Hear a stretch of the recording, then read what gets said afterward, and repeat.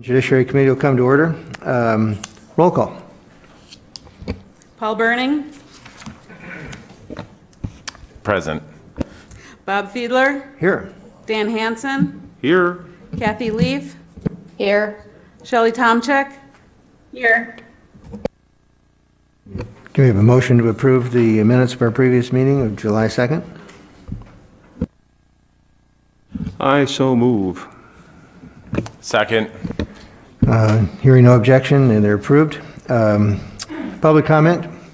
Seeing nobody here for public comment, we'll ask again, public comment? Public comment? No public comment today. Business items? I call on our County Administrator, Pat Thompson. And before Pat starts, on behalf of all of us, Pat, thank you for being with us for this past decade. I haven't had the pleasure of working with you that long, but you've served this committee well and the county board well, and we deeply appreciate it, and look forward to your report. Thank you. Thank you, Mr. Chairman. The financial report is in the packet. As I said the other evening at County Board, this reflects revenues and expenditures for 6 months of the fiscal year through the end of June. So each of the departments that I've looked at are all within the 50% or close threshold for revenues and expenditures. Those departments that have grant revenues typically lag behind in terms of collection, like, for example, Clerk of Courts for the Guardian ad litem grant. We show no revenue yet, but that's not atypical. So those grant revenues usually come in closer towards the end of the year. The medical examiner's budget, we usually keep a close eye on the autopsies, and we're doing okay so far with that line item. So things look, I know that Patty will have a report on the numbers, but so far the budget looks good for that line item. I didn't see any other red flags, Mr. Chairman, for any of the departments, so things are good at this point in the fiscal year, halfway through. So yeah, and on behalf of County Administration, I'd like to thank the committee and all the staff that report to the Public Protection and Judiciary Committee. This has always been, although I don't play favorites, try not to play favorites, this has always been a very special committee for me, and all the staff people that report to it. Very, very professional group, and represent a big part of county operations, if you think of it. A lot of departments, very important services that this committee oversees, and these department heads. So on behalf of myself and county administration, thank you for your support over the past almost decade. Thank you. Thank you again, Pat. Are there any questions for the county administrator? Boy, you got off easy today. Yeah. Before I turn to the sheriff and the business item on jail construction and project update, let me also thank the members of the committee and the staff and the folks who make presentations here for our adjustment in our schedule from yesterday to today. We were accommodating something that we needed to accommodate, and really appreciate your flexibility in being able to be with us today. Sheriff Knudsen. Thank you, Mr. Chair. The jail construction project is moving along on schedule. Things have been going well. We've had a few hiccups, but nothing more personnel-wise than anything. One of the bigger challenges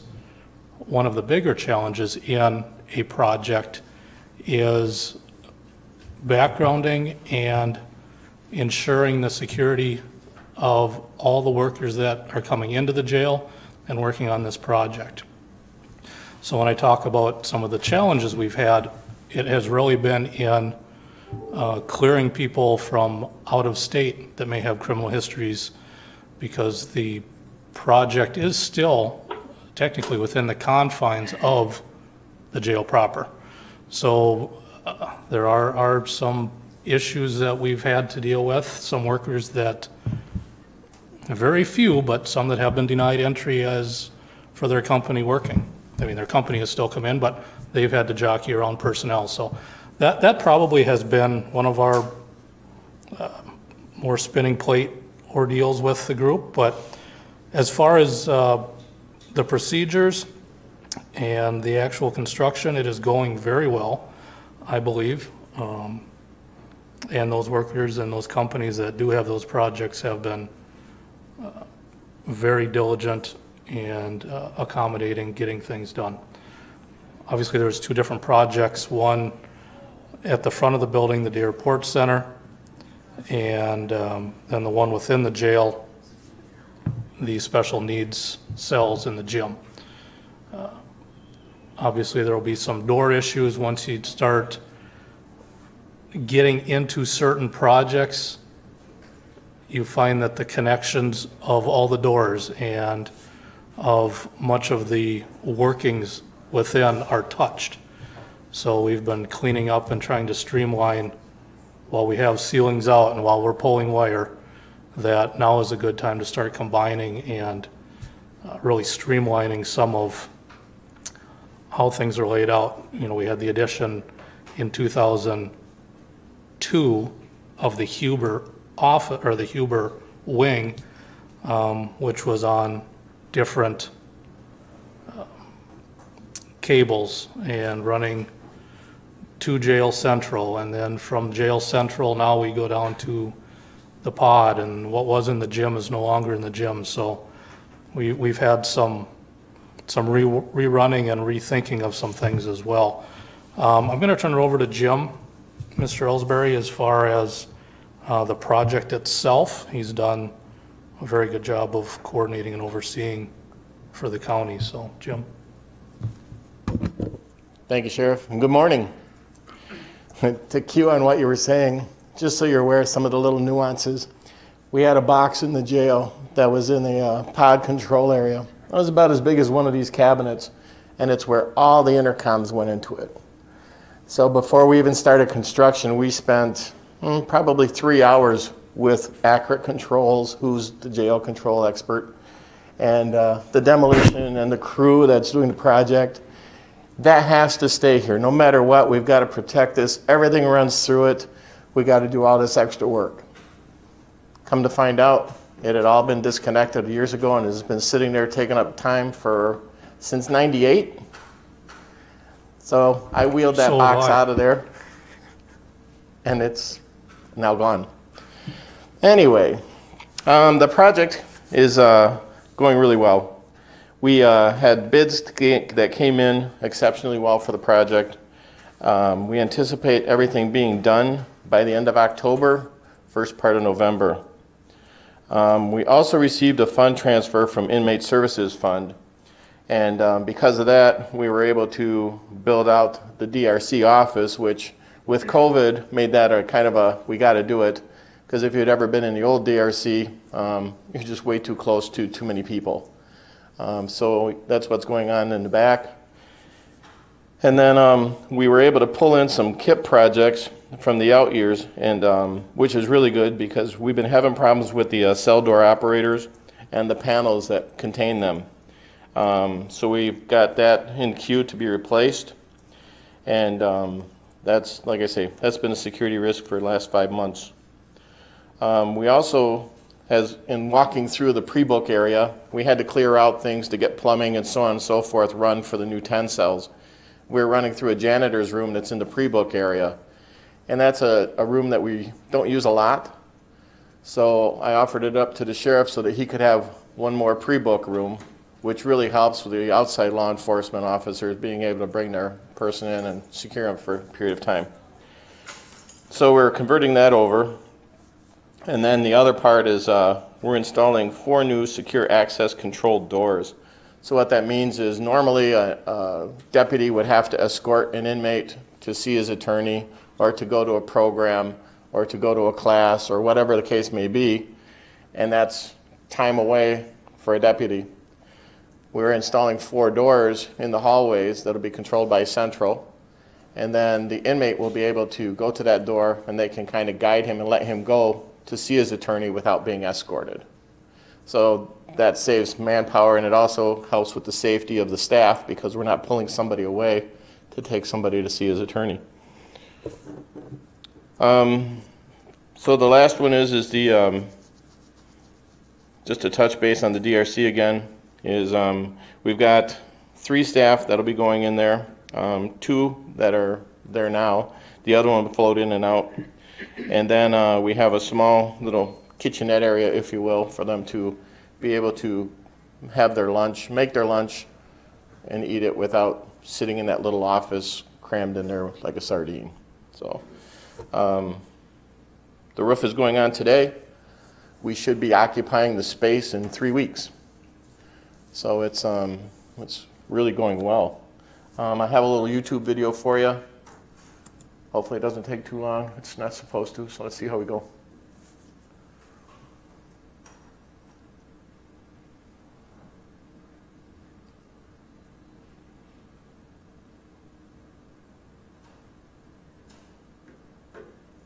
Reminds me of dial-up.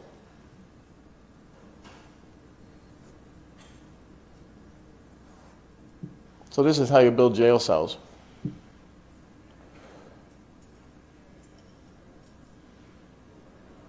And these guys were really booking to get this done.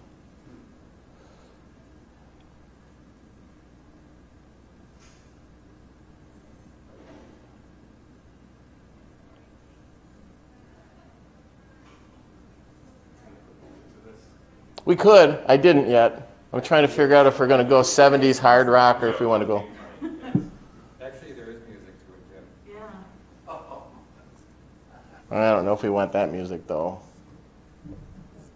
Feels really chase music with words.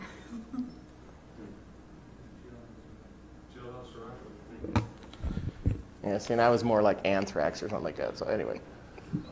So that outer, so you got the stairwell obviously going up to the 2nd level, they're putting that on.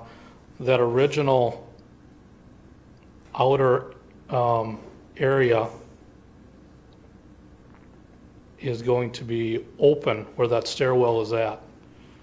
So for those of you that have been down that hallway before, that wall is coming out, so to the stairwell, that's all going to be open.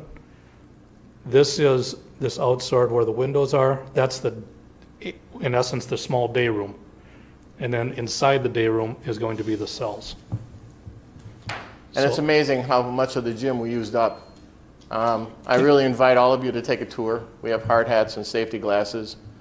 Let me know or the sheriff know, and we'll get you in and give you the tour. But it's it was a big gym, and now it's 10 cells with a counselor room.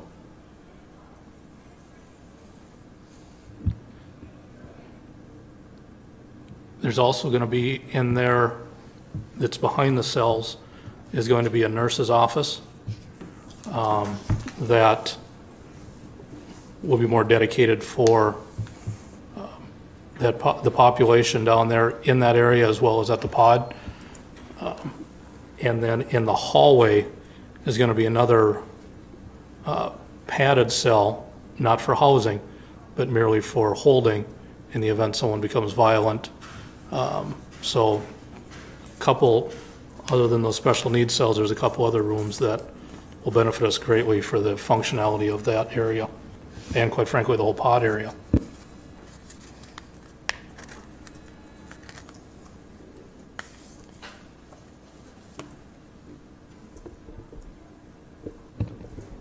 And that's all I had. If there's questions or...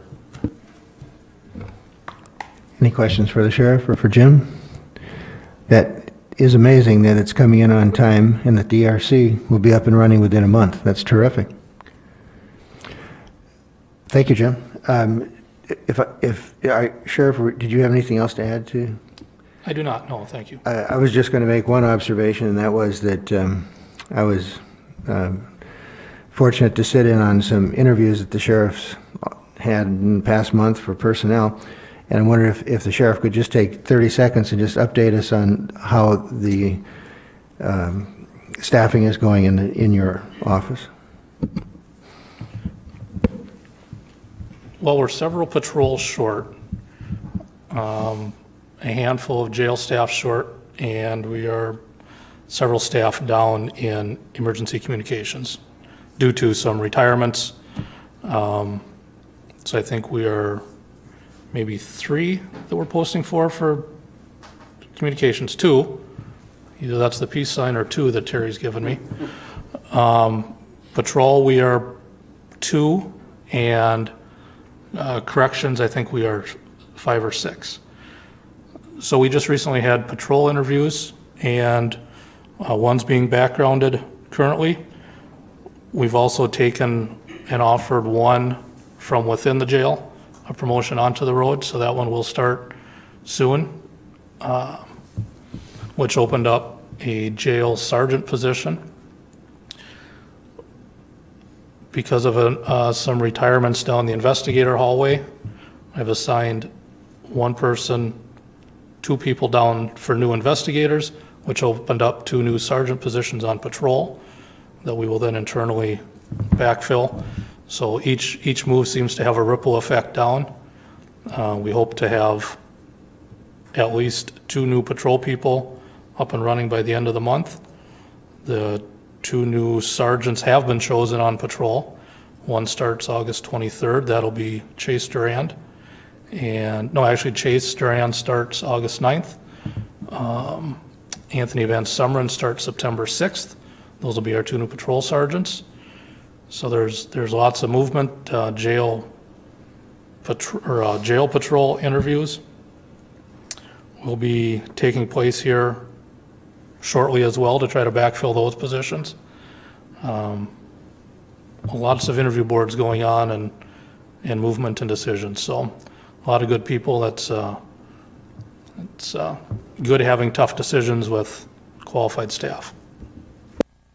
I was just going to echo just what you said in the last sentence here, that the candidates you had for the other positions that I was fortunate enough to sit in on were really outstanding in every way, and it made for some tough decisions, I'm sure, for you. Thank you, Sheriff. Absolutely. Supervisor Hanson. With staffing, how many then are new positions? How many are you adding? I hear a lot of shuffling. How many new positions are you adding? As in never before? New hires, not adding new positions, but how many positions are you needing to fill? And I hear that there's a lot of shuffling, but how many actual positions are being filled? We need 6 in the jail, 2 on patrol, and 2 in emergency communications. So that'll be new hires. Yep, that'll be brand new people. And how far afield are you needing to go? Do you have plenty of applicants, or are you having a hard time finding people? Recruitment is difficult. Recruitment before 2020 was difficult because of economy. After the end of May, extremely difficult. So, but we'll continue on. Again, pendulum swings as it always does both ways. So we hope to start continuing to get some qualified candidates from the outside. Good luck. Thank you. Any other questions for the sheriff? Anything online? Hearing none, thank you, Sheriff. I'm going to turn to jointly Judge Needham and Michael Keefe. Judge? Yeah, I will cover maybe the courts, and then I'll ask Mr. O'Keefe to cover Cjcc and the subcommittees. First, thanks to the chairman and the committee for moving the meeting to today. That was at the court's request, because one of our biggest challenges is finding a space for jury orientation. When we're bringing 30 to 35 people into the building, there is no space where we can socially distance except this room. And so we've been working with chairmans of committees, the county administrator, the clerk, everyone else, to hopefully make sure that when we bring citizens in, that we can provide that measure of assurance to them. So thank you to the committee for moving and accommodating the courts. Likewise, thanks to the sheriff and the construction crews and everyone else. This building is kind of like a honeycomb, and so when they're doing work in the jail, the noise all filters up to the second floor. And it's amazing that when they are doing something down there that involves the infrastructure, it causes great impact on the courts and our ability to do our work. And so I know it's presented a challenge to the crews, I'm sure, to shut down or at least modify what work they can do when they can do it, but we've not had any interruptions in our work. They're done by 8, and sometimes they work over the lunch hour in terms of that type of work that would impact on sound and our ability, so thanks to them. The new jury courtroom is up and running. We've had a few trials. We have more scheduled next week, and if you haven't been up to see that jury courtroom, it is kind of the talk of the state in terms of what we were able to do, again, with Administrator Thompson's assistance and Jim Ellsbury and his crew in converting one of our courtrooms to a COVID-friendly, socially distanced courtroom. We've had wonderful response from jurors who have come in terms of their feeling safe, in terms of the protocols and the measures that we've implemented to try to keep them safe. For a jury trial, we're now using 3 jury rooms. We put 4 in each room, whereas in the old days, all 12 would be in the same room for lunches and breaks. We use the courtroom itself for deliberations, and so we've made adjustments, and it appears to be going reasonably well. Because we're down to 1 courtroom, every month I get the list of jury trials that are scheduled by all 4 judges, and we prioritize. In any particular day, we can have 4, 5, 6 jury trials scheduled. So I prioritize them based on whether the person's in custody, whether there's a speedy trial demand, a detainer demand, and based on that priority, then attorneys, the district attorney's office, the public defender's office knows what number they are and what the pecking order is. We also implemented a local rule that cases have to be settled, if they're going to settle, within 14 days prior to trial. That permits that pecking order to work. So people have at least 2 weeks notice if their case is going to get bumped, if their case is going to go to trial. And as much grumbling as we had from attorneys about that, it's worked out amazingly well in terms of our ability, again, to siphon off those cases that can settle, but also to let the attorneys who are going to be trying cases know that their case, in fact, is going to trial. We continue to Zoom as much as we can, although most of our appearances now are in person, with masking and hand sanitizing and wiping off the tables in between each hearing. For the committee, if you have not seen the work of our cleaning crews, I don't know where we found them, but hopefully we don't lose them. They are phenomenal. They are in our courtrooms 3, 4, 5 times a day, wiping down surfaces, cleaning areas, cleaning off door handles. And the 2 young ladies that are primarily upstairs are pleasant, but so conscientious that it really, again, improves just the overall mental attitude of anybody in the building in terms of providing a healthy environment. Day Report Center, we had a meeting with the Chief Deputy the other day. As a result of COVID, we in essence shut down the Day Report Center for a while. And when we shut them down, we transferred many who were testing, if they were alcohol primarily, to handheld blow-in-the-device testing that they could do at home. They wouldn't have to come into the Day Report Center. Now that we're back and operational, we have discovered that the use of the handheld is extremely time-intensive. There are, I think I saw the email yesterday, 3 or 4 alarms that go off in the Day Report Center for any one individual who's testing. And I think we have 50-some people on these handheld testing devices. So it's become a very time-intensive process to use the handhelds. As a result, the number of actual physical on-site testing has been significantly reduced because they just don't have the time. So we're trying to work with the Chief Deputy to cut back on some of the handheld to increase the number of on-site testing. They've added some personnel into the day report center, so we're working on that, and we have every reason to believe that we'll be able to sustain that same level of testing as well as public safety.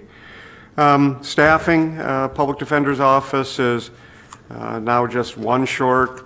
District Attorney's Office will be one short as of next week, and so we continue to work with both of those offices, which are the primary consumers of court services, to accommodate calendaring and juggle things so that with reduced staffs, we're not impacting on their work, but likewise we can get what we have to get done. So that's kind of what's happening upstairs.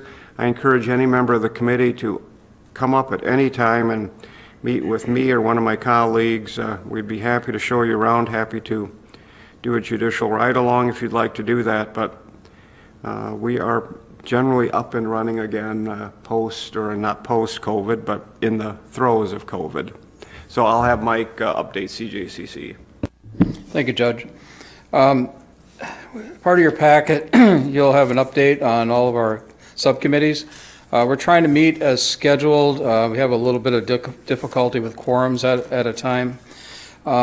We did meet last Tuesday. Our Criminal Justice Subcommittee met, and we had a presentation from Onyx Sober Living. The owner is Julie Smith. They have houses or beds in houses in Richmond and Somerset. I think the one in Somerset is for females. As you know, housing is a real issue in St. Croix County, especially for low-income folks and especially for those that have an addiction issue. She does provide a sober living house, and her plan is in the next 5 years to have 200 beds in St. Croix, Pierce, and Polk counties for people with addictions that are in recovery. But she gave us a nice presentation. We got her connected with our jail. So part of our reentry program with Chief Deputy Borgschatz is going to be this connection with these homes. So maybe releases will be a little more seamless, and we won't have so many relapses so quickly. Judge Nordstrand went to see Sober Living House in Richmond, actually for himself. He and I went up there and saw that probably last fall, I think it was, and we were impressed. We were very impressed with how it's run, how it's operated. They have very few police complaints. That was always an issue that people thought would happen, and it hasn't happened. Don't get me wrong, there's relapses in those homes, but they have a zero tolerance. So if that's it, you've got to go back out and maintain 28 days of sobriety before you're let back in. And I think the cost is $500 or $550 a month. And DOC, probation and parole, uses it quite extensively. So that's good to hear too. So that's all I have, if you have any questions. Are there any questions for the judge or for Mike? Judge, I have taken advantage of seeing the new courtroom. It is terrific. And I just would encourage our other committee members and members of the board, if they have the chance, to go upstairs and make an appointment with you or one of the other judges to see it in person, because it really is impressive. And thanks to Pat and Jim and all the folks who are part of that effort as well. Thank you. We'll go to the next item. That's the Local Emergency Planning Committee member appointment. Janet, would you care to comment just on that committee, what it is, basically a number of people, or am I putting you on the spot here?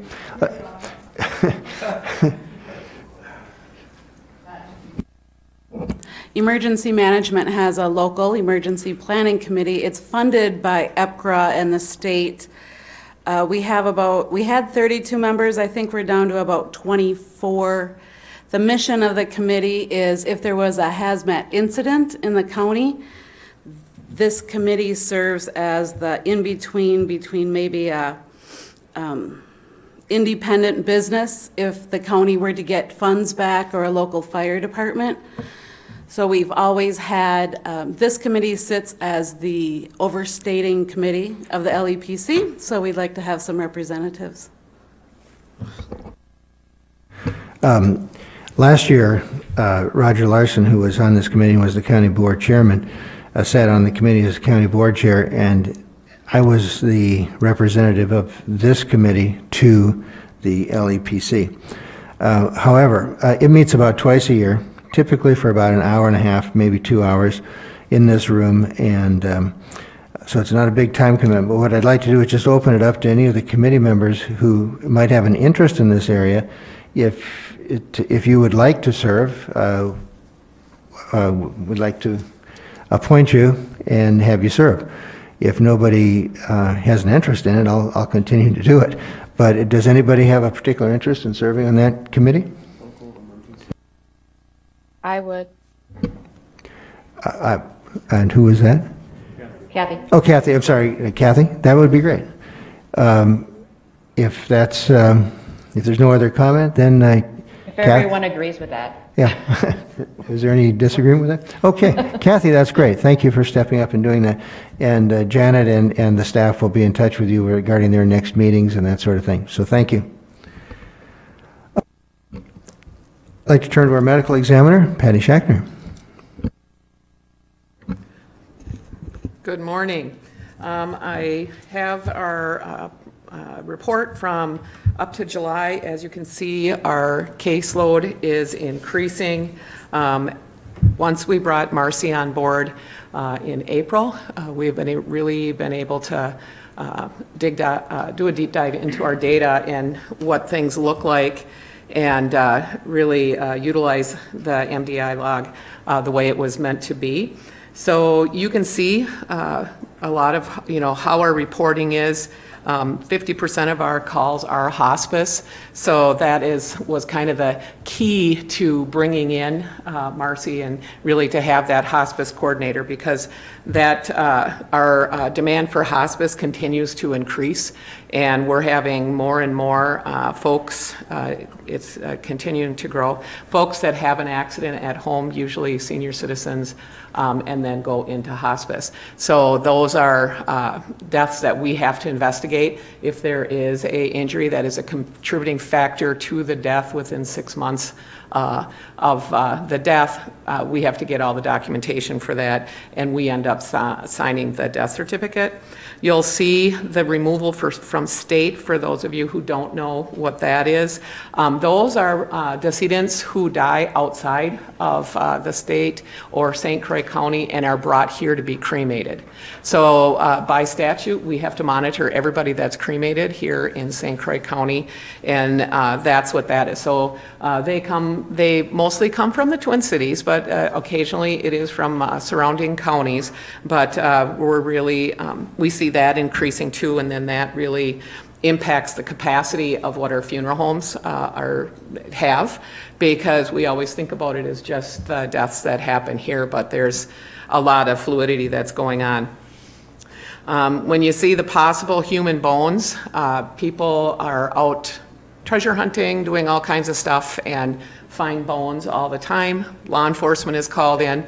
We go out there, we go to the scene, we collect the bones, we do photographing and measurements and everything, and then we send them to the photos to Ramsey County, and then Dr. Mills and Dr. McGee identify whether or not they're human or not, and we secure them until it is determined what they are. So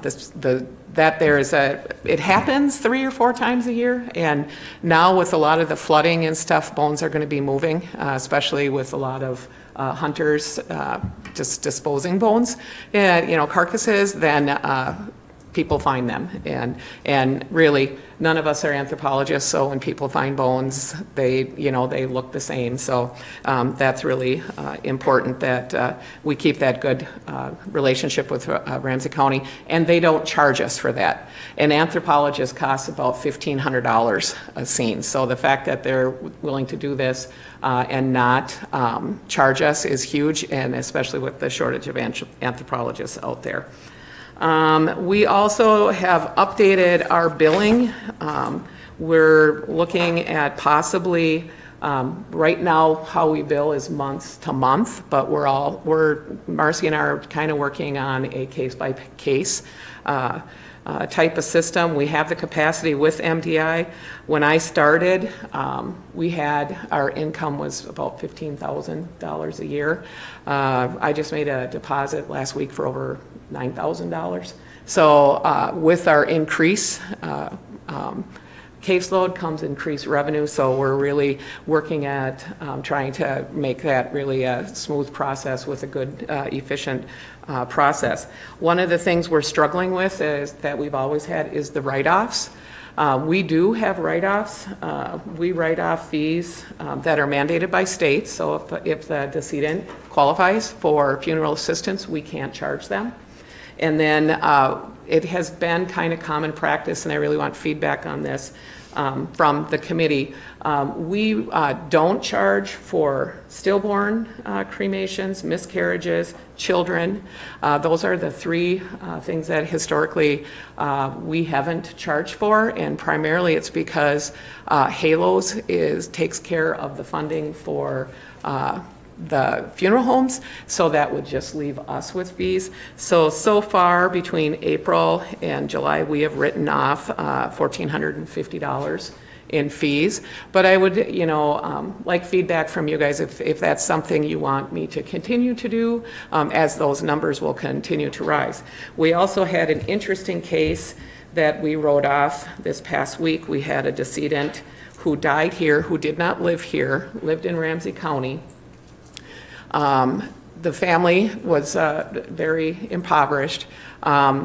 He qualified for funeral assistance in Ramsey County, but he didn't qualify for, the funeral homes don't qualify in Wisconsin. So the family was trying to do what was most financially responsible for them. So we did find a funeral home in Minnesota that would take him, and then through that there was transportation. We had to do a letter of non-contagious because he was going back to his country of origin. So there was a lot of stuff that was going on in between there, but I could charge, the funeral home would have had to pay for that. So I did not charge for that, but I really think that we need to discuss, you guys as the policymakers, how you want to handle write-offs in that. So, and the funeral homes, it doesn't matter what the scope of the cremation is, whether it's a 90-year-old person or a 13-week fetus. The cremation is individual. So the funeral home still has the same cost. So that's why we don't charge. So, any questions, anything on that? Do you want me to continue that or not? What are your thoughts? As far as like children are concerned? Oh, No, go ahead. As far as like children and babies, and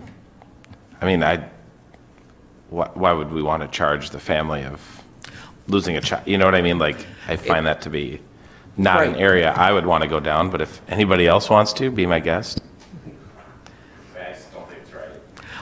I would agree, but you're the policymakers, and you have to decide, when we write it off, because now you're going to start seeing this, a better reporting in our department. I would support continuing what you're doing, Patty. Okay. Supervisor Hanson? I'd also, in the case of the person who is indigent and they couldn't afford the funeral, they couldn't afford the situation that you described, we should have a policy in place that we offer them some cover. It sounds like you'd end up writing that off anyway. So what happens in Wisconsin is, so someone dies, and then they can apply for funeral assistance, but the funeral homes don't find out if they qualify for funeral assistance, sometimes 6 to 8 weeks out. So, so right now, and there's a lot of different kind of complicated scenarios in there, but at the end of the day, if the families or whoever's left, doesn't have the money to pay, they're not going to pay it. I mean, that's just the way it is. And the person who is left with the fees then is the funeral homes. So that's where, so by statute, if they qualify, we can't charge them. But there are folks who don't qualify, who are indigent, that technically we could charge. But the person that ends up with that loss then is the funeral home, because they won't get paid. And as poverty continues to increase, this is a bigger and bigger issue. And especially if it's families where the survivors are children, whether they're 20, or a young family of their own, that there happens a lot where parents die, and that all that's left is the children, and the children, they might, we've had them where they've been 19 and 17. What are you going to do? It just doesn't make sense, even though it's an adult, to charge these, because nothing's coming back for them. So it's always been a decision that was kind of left up to the medical examiner, but now that we're seeing that these are coming up more and more, I really feel like there needs to be some sort of policy or some sort of accountability that you guys know who's getting written off and what that is, because we're bringing in money and revenue, and this is going to continue. I would anticipate by the end of 2024, our revenues will top about $100,000 a year. So I think when we started out, we were at 15,000. So, Supervisor Hanson. I have two thoughts. We need a protocol that's structured, and I'd like to involve Ken Witt, because he's going to be our acting administrator. And could you and Ken put together something that comes back to the committee for our consideration? Sure. Mm-hmm. Ken? All right, thank you. I don't think this is in conflict with what Supervisor Hanson just said, but I was going to say it's my judgment from the comments that were made that the committee is generally in concurrence with what you're doing and the policies of that. And I concur with Supervisor Hanson that maybe perhaps the budget, when we get it in September, might include some comment along the lines that you just suggested of a policy. And maybe just consider a report back in half a year or so as to how we're doing under it and that sort of thing. But I think, again, if anybody disagrees, please say so, but I think we concur in just exactly what you've been doing. Thank you. Thank you. I was going to, well, I've got Mike O'Keefe at the podium. Mike, can you tell us when the next Cjcc meeting is? Just roughly. I believe it's September 10th. We had at least one item pending before your mental health committee that Supervisor Hanson was very interested in. Can you give us an update? I know I'm going backwards here, but an update on where that issue is and when we might see it come from the Cjcc for consideration by this committee? Our new HHS director is the chair of that subcommittee, and he's kind of up to his knees in public health issues right now. So getting that subcommittee together is taking a little bit of time. You're talking about the Stepping Up program, yes. You're talking the initiative, right? It's on his top of his list to do. So as soon as he convenes a meeting, I'll report back. I'm assuming it should be sometime in August. Thank you. I'm going to turn to the next meeting date at this point. Right now, it's scheduled for 3 September, I believe, Janet. We can be, if we don't have any other conflicts, that's when we would be doing it. Try to give everybody as much notice as we can if there is such a conflict. That would be the typical meeting where we hear a budget report. And Pat, is that what we can expect at that meeting as well? I know you won't be doing it, but... Yep, okay. So that's a fairly important meeting that if we can all be in attendance for that, that would be great. Are there any other comments that anybody would like to make before we adjourn? Mr. Chairman? Judge Neum. Yeah, I just wanted to echo what you had said relative to Pat Thompson's engagement with this committee and the courts. When he joined the county, I was chief judge of the district, and then 2 years ago I gave up those duties and became presiding here in St. Croix. And I can say without any hesitancy that Pat has always had an open door, an open ear, and has been extremely receptive to the needs of the courts, I think the needs of this committee. He recommended that the courts join public protection a couple of years ago. He knows I was not enthusiastic about that, and I came kicking and screaming, I think, to his office, and we decided to declare detente, and I said, well, we'll try it with the reservation that we could go back to administration if, in fact, I and the courts believed that was a better fit. And he was right. This is a good fit for us, and we felt nothing but welcomed by public protection since we came here. This is his last meeting, and so Janet and I prepared two certificates, one from the departments and the offices that report to public protection, and the other from the courts, just as a really modest token, Pat, of our appreciation for everything that you've done for this committee, for the county, for the courts, and I'd like to present those to you at this time.